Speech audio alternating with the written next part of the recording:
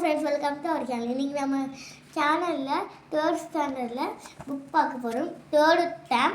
வாங்க என்ன லெசன்னு பார்க்கலாம். கண்டினியூவாக பார்த்துட்டு இருக்கோம். இன்றைக்கி எந்த பேஜ் நம்பர் அப்படின்னு பார்த்தீங்கன்னா 7th லெசன் தான் பார்க்க போகிறோம். 26 வரைக்கும் போன வாரம் கம்ப்ளீட் பண்ணிட்டோம். போன வாரம் 26 வரைக்கும் கம்ப்ளீட் பண்ணிட்டோம். இந்த வாரம் 7th லெசன் 27 பார்க்கலாமா?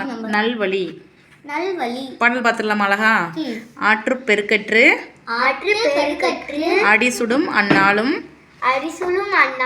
அவ்வாறு ஊற்று பெருக்கால் உலகூட்டும் ஏற்றவர்க்கு நல்ல குடி பிறந்தார் நல் கூர்ந்தார் ஆனாலும் இல்லை என மாட்டார் இசைந்து. இந்த பாடலை பாடினவங்க யாருமா? ஔவையார். இந்த பாடலோட பொருள் பார்த்துடலாமா? அடி சுடும்னா என்னமா? பாதங்களை சுடும். நல் கூர்ந்தார்னா வறுமையில் உள்ளவர். இசைந்துனா ஒப்புக்கொண்டு. இந்த பாடலோட ஃபுல்லா பொருள் பார்த்துலாமா? ஆற்று நீர் வற்றியதால் அதன் வறண்ட மணல் பகுதி வெப்பத்தால் சூடேறி நடப்பவரின் பாதங்களை சுடும். அத்தகைய நிலையில் அந்த ஆற்று மணலை தோண்டுகின்ற போது சுரக்கின்ற ஊற்றானது உலக மக்களுக்கு உணவாய் அமையும். அதுபோல நல்ல குடிப்பிறப்பில் தோன்றியவர்கள் வறுமையிலும் வாடினாலும் தம்மிடம் வந்து பொருள் தருக என கேட்பவருக்கு இல்லை என கூறாது ஒப்புக்கொண்டு தம்மால் முடிந்தவரை கொடுத்து உதவுவார்கள். இந்த பாடல்லேருந்து நீங்கள் என்ன தெரிஞ்சுக்கிறீங்க அப்படின்னா, நம்ம வறுமையில் வாடினாலும் மற்றவங்க நம்மள்கிட்ட வந்து ஒரு பொருள் இல்லைன்னு கேட்டுட்டாங்கன்னா நம்ம வந்துட்டு நம்மள்கிட்ட இருந்துச்சுன்னா நம்ம கொடுக்கணும்னு சொல்ல வராங்க. அதை மாதிரி கொடுத்து நம்மளும் உதவி பண்ணணும்னு சொல்கிறாங்க. யார் சொல்கிறாங்க? ஔவையார். வாங்க புக் பார்த்துலாமா? அந்நாளும் என்று சொல்லோட பொருள் என்னடா? அடுத்த நாளும். இசைந்துனா என்னடா? ஒப்புக்கொண்டு. உலகூட்டும் பிரித்து எப்படி எழுதுவோம்? உலகு பிளஸ் ஊட்டும். நல்வழி என்ற நூலோட ஆசிரியர் யாருமா? இப்ப பார்த்தோமே, ஔவையார். உலக மக்களுக்கு உணவாய் அமைவது எதுடா? இங்க கொடுத்துருக்காங்க பாருங்க. சுரக்கின்ற ஊற்றானது உலக மக்களுக்கு உணவாய் அமையும் சொல்லியிருக்காங்க. ஓகேவா? நல்ல குடி பிறந்தார் இயல்பு எத்தகைன்னு சொல்கிறாங்க. வறுமையில் வாழ்னாலும் உதவின்னு வந்து கேட்டுட்டா அவங்களுக்கு வந்து உதவி செய்யணும், நம்மள்ட்ட இருக்கிறது கொடுக்கணும்னு சொல்கிறாங்க. அடுத்து கீழே பார்த்தா ஒரு டாக் பிக்சர், அப்புறம் க்ரோ, அப்புறமா ஆண்ட் கொடுத்துருக்காங்க. அதில் வந்துட்டு நம்மளுக்கு தெரிஞ்ச சென்டென்ஸ் ஒரு ரெண்டு லைன் எழுதணும். 2 லைன் கொடுத்துருக்காங்க. அதில் உங்களுக்கு தெரிஞ்ச சென்டென்ஸ் இல்லாட்டி நீங்கள் பார்த்த அந்த மாதிரி ஏதாச்சும் ஒரு சென்டென்ஸ் எழுதலாம். நாய் ஒரு விசுவாசமான விலங்கு, அது வீட்டை காக்கும். அடுத்து காகம் ஒரு பறவை, காகம் காக்கா என்று குரல் விடும். அடுத்து எறும்பு சிறிய பூச்சி, அது கூட்டமாக வாழும் உழைப்பாளி. எறும்பு எப்பயுமே கூட்டமாக வந்துட்டே இருக்கும், அது எப்பயுமே உழைச்சிட்டே இருக்கும், அதனால உழைப்பாளின்னு சொல்கிறோம். உங்களுக்கு பிடிச்ச மாதிரி சென்டென்ஸ் இருந்தாலும் நீங்கள் எழுதிக்கலாம். இப்போ வாங்க போயிடலாமா? அகர முதலி. பனிக்கரடியை பற்றி பார்த்துடலாமா? உறைபனி சூழ்ந்த ஆர்டிக் பகுதியில் காணப்படும் விலங்கு எதுடா? பனிக்கரடி.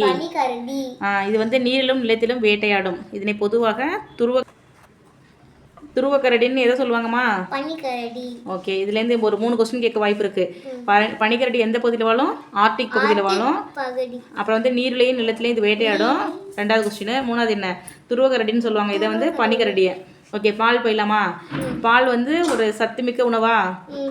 அதில் என்னென்ன சத்துக்கள் இருக்கு சொல்லுங்க பார்க்கலாம். கால்சியம், பொட்டாசியம், புரதம் போன்ற சத்துக்கள் இருக்கு. அப்படின்னா நம்ம டெய்லிக்கும் பால் வந்து குடிக்கணும். ஓகேவா? ஓகே, உலகளவில் மிகுதியாக பால் உற்பத்தி செய்யும் நாடாக நம்ம நாடு விளங்குது இந்தியா. 3 கொஸ்டின் எழுதியாச்சு அதுலேருந்தே. ஓகேவா? பின்னாக்கு எதுலேருந்து கிடைக்கும் பார்த்துருக்கீங்களா நீங்கள் ஃபஸ்ட்டு? இல்லை. ஓகே, தேங்காய், எள், கடலை போன்றவற்றிலிருந்து எண்ணெய் எடுத்த பிறகு மிஞ்சிய சக்கை தான் பின்னாக்குன்னு சொல்லுவோம். என்ன எதுலேருந்து? தேங்காய், எள், கடலை இதுலேருந்து எண்ணெய் எடுத்துருவாங்க. எண்ணெய் எடுத்துட்டு மிச்சம் உள்ள வந்துட்டு மிஞ்சு பார்த்தீங்களா, அந்த சக்கையை தான் பின்னாக்குன்னு சொல்லுவாங்க. இது வந்து விலங்குகளுக்கு உணவாக பயன்படும். யாருக்குப்பா இது வந்து உணவு? விலங்குகளுக்கு. ஓகே, பீர்க்கங்காய் பற்றி பார்த்துடலாமா? பீர்க்கங்காய் வந்துட்டு நார்ச்சத்து மிக்க காய்களில் ஒன்று. எதுப்பா? இது வந்து தோல் நோயை குணப்படுத்தும் காய் எதுப்பா? இது வந்து உடலுக்கு ரொம்பவே நல்லதுன்னு சொல்றாங்க. புறா பார்த்துடலாமா? புறா வந்து முட்டையிட்டு குஞ்சு பொரிக்கும் பறவைகளில் ஒன்று. எது சொல்லுங்க? இவை குச்சிகள், குப்பைகள் போன்றவற்றை கொண்டு கூடு கட்டும். எதை கொண்டு கூடு கட்டும்னு சொன்னா நீங்க என்ன எழுதுவீங்க? குச்சிகள், குப்பைகள். தானிய வகைகளை இரையாக உட்கொள்ளும். இந்த புறாவோட உணவு எதுப்பா? தானிய வகை. ஓகே, பூண்டு பார்த்துடலாமா? மருத்துவ பயன்மிக்க ஓர் உணவுப் பொருள் எதுடா?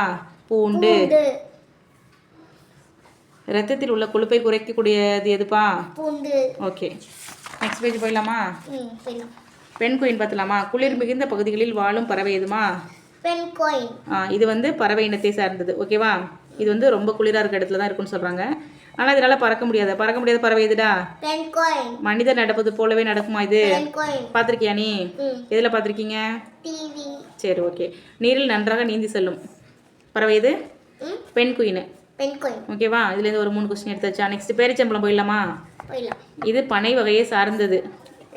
எதுமா பனை வகையை சார்ந்தது எதுமா? பேரிச்சம்பளம். மரத்திலேருந்து கிடைக்கிறது. பேரிச்சம்பளம் மரம் பார்த்துருக்கியா? இது வந்து மருத்துவ குணம் உடையது. ரத்த சோகை நீக்கும். இதில் வந்து இரும்பு சத்து இருக்குது. ஓகேவா? நீக்கும். பேரிச்சம்பளம் பார்த்துருக்கியா? சாப்பிட்ருக்கியா? ஓகே. பை பார்த்துலாமா? இது வந்து பொருட்களை எடுத்து செல்ல உதவுது. அப்புறம் பொருட்களை கொண்டு உருவாக்கப்படுகிறது. எந்த பொருட்களை கொண்டு? துணி முதலான பொருட்களை கொண்டு உருவாக்கப்படுகிறது. இது வந்து பல வண்ணங்கள்ல நம்மளுக்கு கிடைக்கிறது. பை வந்துட்டு பொங்கல் விழா பார்த்துடலாமா? பொங்கல் விழா இப்போ தானே முடிஞ்சது. பார்த்துடலாமா? இந்த விழா எந்த மாதம் கொண்டாடுறாங்க? தை மாதம் முதல் நாள். உணவுப் பொருட்களை விளைவிக்க உதவுவது எதுடா? இயற்கை. அது நம்ம நன்றி செலுத்தும் வகையில் இதை வந்து கொண்டாடுறோம் பொங்கல். ஓகேவா? போர்வால் பார்த்துடலாமா? பண்டை காலத்தில் மன்னர்கள் பயன்படுத்திய படை கருவிகளில் ஒன்று எதுடா? போர்வால். போரிடும் காலங்களில் இது வீரர்கள் பயன்படுத்துவாங்க. இது எப்படி இருக்கும்? கூர்மையா இருக்கும். பவ்வும் பார்த்துடலாமா? பவ்வும்னா என்னடா? அது கடலை குறிக்கும் ஒரு சொல். கடல்னு சொல்கிறோம் இல்லையா? அந்த குறிக்கும் சொல் வந்து பவ்வும்னு சொல்லுவாங்களாம். பூமியின் பெரும்பகுதி கடலாலேயே சூழப்பட்டுள்ளது. கடல் நீர் உப்பு கரிக்கும், தெரியும்ல? கடல் நமக்கு மீன், சிப்பி, நண்டு, முத்து, பவளம் முதலான வளங்களை தருகிறது. தெரியும்ல? கடலுக்கு நீ வந்து பீச்சுக்கு போனால் எதில் என்ன எடுத்துகிட்டு வருவ நீ? சிப்பி எடுத்து வருவியா? அதுதான். புரிஞ்சிருச்சா? இதுலேருந்து ஒரு சென்டென்ஸ்லேருந்தும் ஒரு கொஸ்டின் இருக்குது. நம்ம நல்லா படித்து எழுதி பார்க்கணும், ப்ராக்டிஸ் பண்ணணும். மிஸ்டேக்கே இல்லாமல் இருக்கிறதுக்கு வந்து நீங்கள் நிறைய டைம்ஸ் எழுதி பார்க்கணும். எக்ஸாம் வந்துட்டு இருக்குது. அப்போ எப்படிடா படிக்கணும்? நல்லா படித்து என்ன பண்ணணும்? எழுதி பார்க்கணும். எழுதி பார்த்து நம்ம நல்லா ப்ராக்டிஸ் பண்ணணும். பிடிச்சிருந்தா என்ன பண்ணணும்? லைக், சப்ஸ்கிரைப், ஷேர் இதெல்லாம் பண்ணுங்க. ஆல்ரெடி பண்ணவங்களுக்கு ரொம்ப தேங்க்ஸ். ஓகே, பாய்.